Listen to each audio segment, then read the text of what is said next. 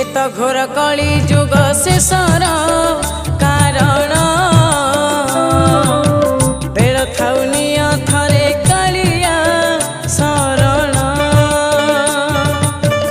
एत घोर कली जुग शेषर